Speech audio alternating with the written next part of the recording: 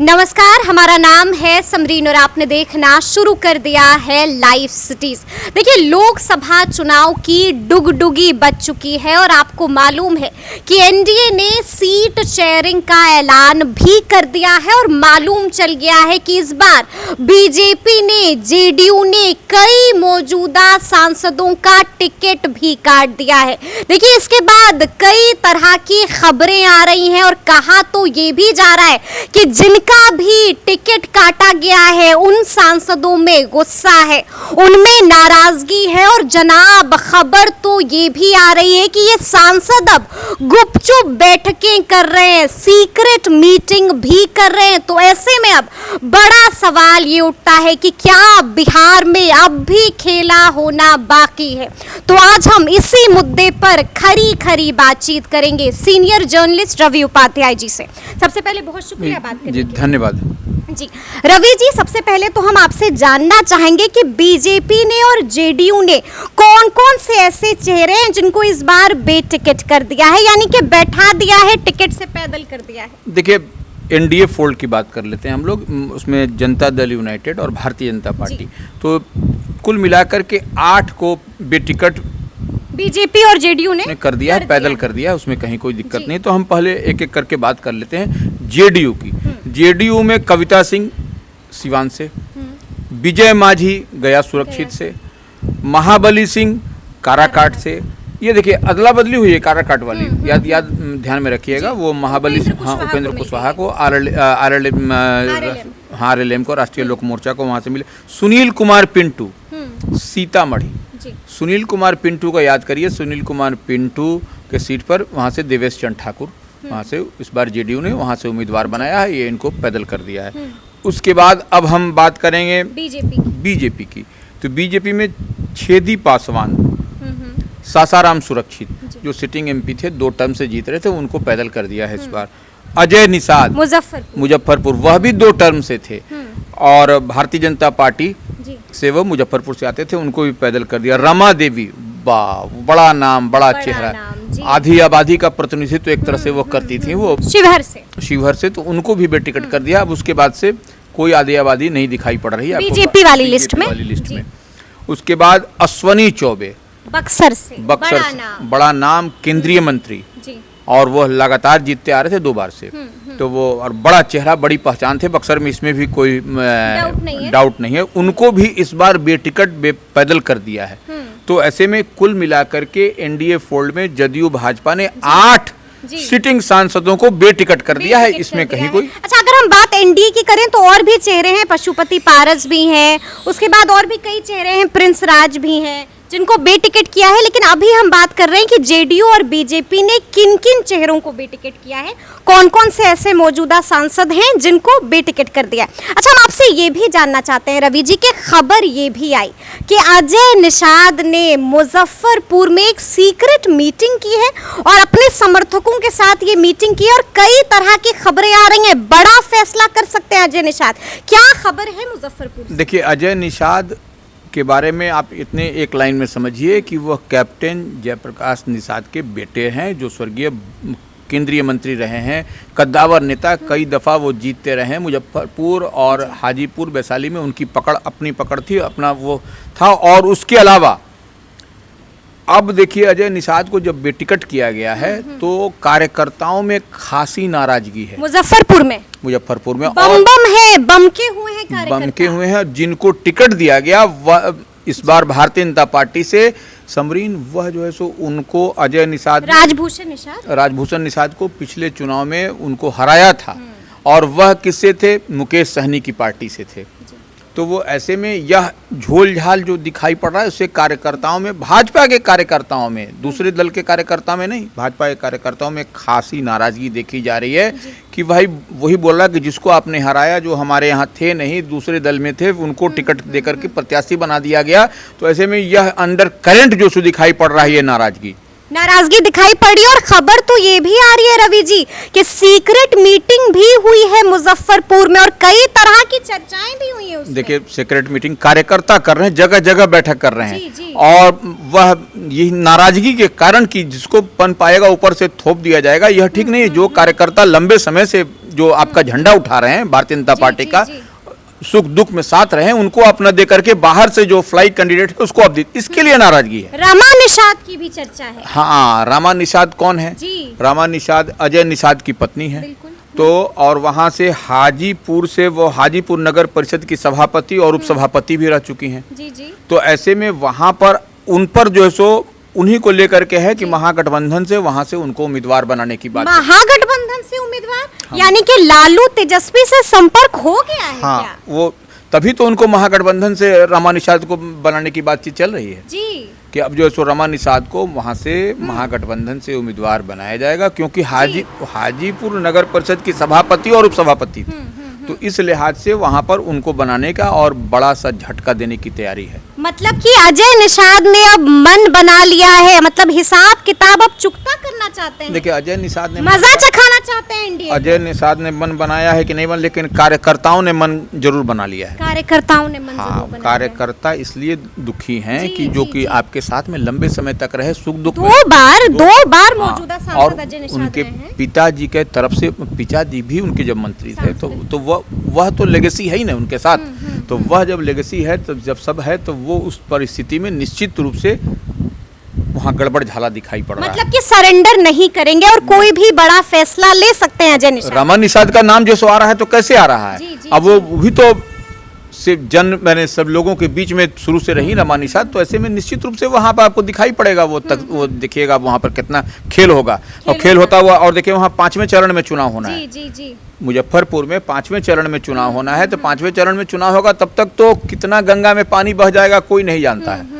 तो यह बात तो है, ये दिखाई ये पड़ बात है। लेकिन एक और नाम है जिसकी खूब चर्चा हो रही है रवि जी, और वो नाम है अश्विनी चौबे का। बीते दिन खबर आई कि अश्विनी चौबे भी खूब तिल मिलाए हुए हैं और साफ साफ कह दिया है कि 28 तारीख को यानी कि कल बड़ी प्रेस कॉन्फ्रेंस कर रहे हैं, यानी कि कोई भी बड़ा ऐलान अश्विनी चौबे कर सकते हैं। क्या लगता है, क्या करने जा रहे हैं? देखिए, अश्विनी चौबे का जिस तरह से बक्सर से टिकट काटा गया है, बड़े नेता थे, वो क्षेत्र में बराबर भ्रमण करते थे, उसमें कहीं कोई दो मत नहीं। और जिस तरह से बाबा की नाराजगी है, बाबा की नाराजगी छोड़ दीजिए, बाबा भारी पड़ेगी बाबा की नाराजगी। वही करें, बाबा कुछ हद तक मान भी जाएं, जी। लेकिन बाबा के जो अनुयायी हैं, अनुयायी कहने का मतलब जो भक्त हैं, जो कार्यकर्ता हैं, वह मानने को कतई तैयार नहीं है। कतई तैयार नहीं। बिल्कुल नहीं। वो लोग कह रहे हैं कि नहीं, इस बार सबक सिखाएंगे कि अरे और बाप रे। अब सबक की बात आ गई है। हाँ। एनडीए को सबक सिखाएंगे। बिल्कुल बिल्कुल, वो सबक जी। कहाँ पर, वो एनडीए और भाजपा की बात नहीं है, हाँ। बात यहाँ पर सबक की बात है कि बाहर से जो है सो उम्मीदवार को ले आकर के डाल दिया जा रहा है, बाहर से। बिल्कुल।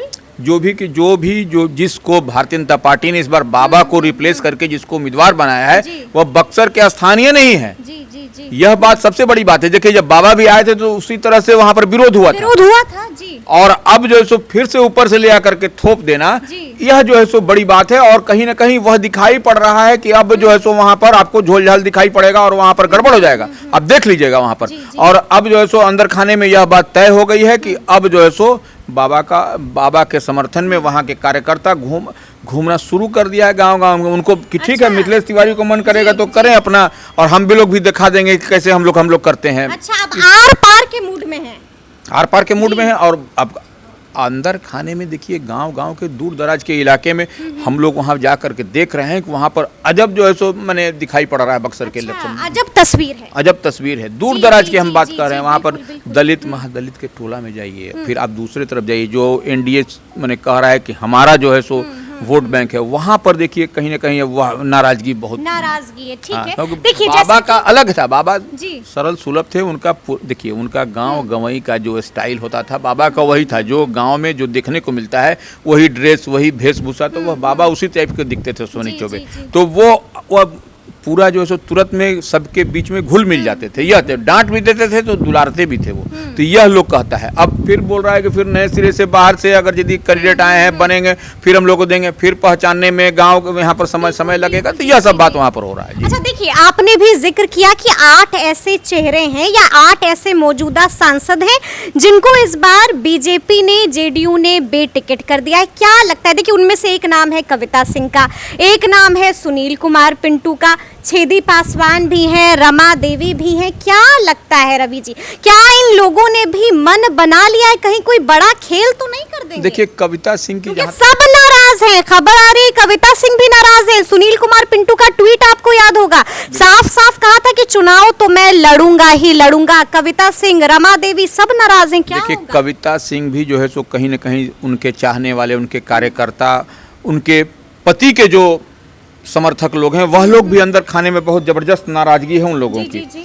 तो ऐसे में यह देखने वाली बात होगी कि वहां पर वो क्या होता है। फिर उधर चलिए आप जैसो विजय माझी, बिल्कुल जी, विजय माझी, छेदी पासवान छेदी पासवान, जी, तो रमा देवी, यह लोग अंदर अंदर में इनके कार्यकर्ता इतनी नाराजगी है कि मैंने उसको आप एक्सप्लेन नहीं कर सकते तो शब्दों में। नाराजगी है, ठीक है, तो बोलो कहीं नाराजगी नहीं, नाराजगी का मतलब वो कोई मैंने घर के अंदर फ्रिज में बंद करने वाली नाराजगी है क्या कि दिखेगी ग्राउंड पे दिखेगी? वही तो हम कह रहे हैं। महंगी पड़ेगी, महंगी तो मैंने इस बार जो है सो इन लोगों को थोड़ा ज्यादा इजी गोइंग जो समझ रहे हैं ना कि मोदी का आराम से हो जाएगा 40 कि मैजिक चलेगा, वह मैजिक अब तो गारंटी चलती है। नहीं, तो वो गारंटी और मैजिक समरीन वो इस बार थोड़ा सा टफ इन सब 8 सीट पर आपको थोड़ा दिखाई पड़ेगा। अगर ठीक से ये लोग उसको नहीं पॉलिश किए तो ये इन 8 सीटों पर आपको नाको चना चबाना पड़ेगा।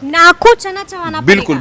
अच्छा, क्या लगता है, क्या ये फैसला करके बीजेपी ने, जेडीयू ने अपने ही पैर पे कुल्हाड़ी तो नहीं मार ली है? देखिए कुछ सीट पर तो जरूर लग रहा है कि कोई कुल्हाड़ी मार ली है। महंगी पड़ेगी ये गलती। कुछ सीटों पर कुल्हाड़ी मारी है और वह महंगी पड़ने वाली है। यह अगर यदि महागठबंधन और इंडिया अलायंस मजबूती के साथ अपना सिलेक्शन कैंडिडेट का अगर यदि सिलेक्शन कर देगा तो इलेक्शन भी बढ़िया गुजर जाएगा। अच्छा, सिलेक्शन बढ़िया होगा तो इलेक्शन बढ़िया गुजरेगा निश्चित रूप से महागठबंधन का। जी। वही तो हम कह रहे हैं, सिलेक्शन पर ही इलेक्शन हो जाएगा ना। अच्छा, तेजस्वी यादव ने भी बीते दिन बड़ी बात कह दी कि इस बार देख लीजिएगा नतीजे चौंकाने वाले आएंगे, पूछिएगा मत कि कैसे आए, वो हमारी स्ट्रेटजी है। यानी कि स्ट्रेटजी बना, देखिए स्ट्रेटजी बनाए हैं, कहीं वो हम बोल रहे हैं समरीन, देखिए थोड़ा से स्ट्रेटजी थोड़ी सी इनको ठीक ठाक करनी पड़ेगी। अब जिस तरह से बात चल रही है ना कि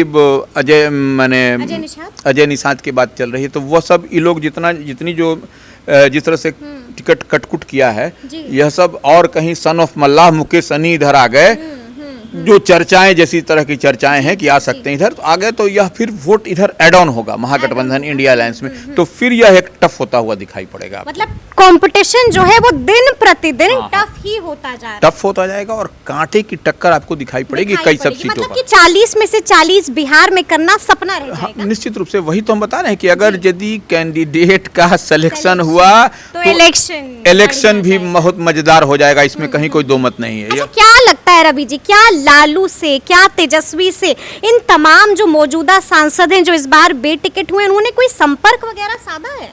देखिए खबर क्या आ रही है अंदर से? खबर है कि इनके जो दूत भूत होते हैं, जिनके टिकट कटे हैं, वो निश्चित रूप से संपर्क में हैं और संपर्क साधे। दूत जा चुके हैं, मैसेज पहुंच चुका है। बातचीत भी एक आध राउंड की वजह से, लालू प्रसाद यादव कोई मंदिर के पुजारी तो है नहीं, वह भी तो राजनीति करने के लिए बैठे हुए हैं। तो ऐसे में वही तो वेट एंड वॉच हो रहा है कि अब देखिए क्या होता है। 28 तारीख को अब देखिए क्या होता है। 28 तारीख को फर्स्ट फेज का तक सिंबल भी नहीं बांटा है लालू जी ने इन सीटों पे? बिल्कुल नहीं। हाँ नहीं, फर्स्ट फेज वाला तो जहाँ पर है वहाँ तो ठीक है, इन सीटों पर नहीं, ना वहाँ पर इंतजार हो रहा है। इंतजार आप देखिए, जैसे ही मैंने कांटा ऊपर पहुँचेगा वो देखिएगा कि सबको बांट उठ करके फिट कर देंगे ये लोग। और फिर देखिए आज मैंने बैठक भी है, आज जो है सो महागठबंधन की, इंडिया अलायंस की दिल्ली में बैठक होने जा रही है, फिर सीट के कुछ जो झोल झाल है उसको क्लियर करने के लिए, तो वो उस पर बात हो जाएगी और फुल एंड फाइनल यहाँ पर फिर अब ज्वाइंट प्रेस कॉन्फ्रेंस होगा और माने जैसा हम लोग ऐलान हो जाएगा, तो वह आप देखिएगा कि सब तस्वीर आपको क्लियर हो जाएगी। अच्छा, क्या लगता है, एक आखिरी सवाल है रवि जी, क्या लगता है बिहार में अब भी कोई खेला होना बाकी है? क्या ये मौजूदा सांसद कोई फिराक में तो नहीं है, कोई बड़ा खेल तो नहीं दिखा देंगे? अच्छा 8 सांसदों का आपने टिकट काट दिया, तो अब इनका क्या होगा?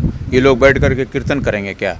कीर्तन तो करेंगे नहीं तो खेला और खिलाड़ी के फेल में ही रहेंगे, और निश्चित रूप से कुछ न कुछ खेल होता हुआ दिखाई पड़ेगा आपको। इसमें इससे आप इनकार कैसे कर सकते हैं? तेजस्वी इतने दिनों से दिल्ली में बैठे हुए हैं, लगातार बैठकें हो रही हैं, बैठक का दौर चल रहा है, बीमा भारती का छोड़ना, पप्पू यादव का इधर आना, पार्टी का शामिल करना कराना, ये सब क्या है? सब खेल ही ना, ये तो राजनीति का तो यही सब। जेडीयू में भी धड़ल्ले से इस्तीफे हो ही गए हैं। हो ही गए, तो ये सब जितनी तरह की बातें हो रही हैं, यह सब कहीं ना कहीं सुकून देने वाला तो है नहीं। बिल्कुल बिल्कुल बिल्कुल। राहत की खबर तो है नहीं, ये राहत बिल्कुल नहीं है। राहत की खबर एनडीए में राहत कैसे? आप देख लीजिएगा, तमाम इस तरह का विकेट गिर रहा है, कोई एमएलए छोड़ रहा है, कोई इधर भाग रहा है, कोई उधर भाग रहा है, अन्याय कह रहा है कि मेरे साथ बेईमानी हुई, मेरे साथ अन्याय हुआ। वही कह रहे हैं, किसी का टिकट पॉकेट में रखा हुआ है, किसी तो तरह तरह का झोल झाल है, ये सब तो ये सब दिखाई पड़ रहा है। इसमें कहाँ है? मतलब आप ये कह रहे हैं कि बिहार में अभी बहुत कुछ होना बाकी है? बिल्कुल बाकी है, बिल्कुल बाकी है। अभी तो देखिए, अभी कल लास्ट डे है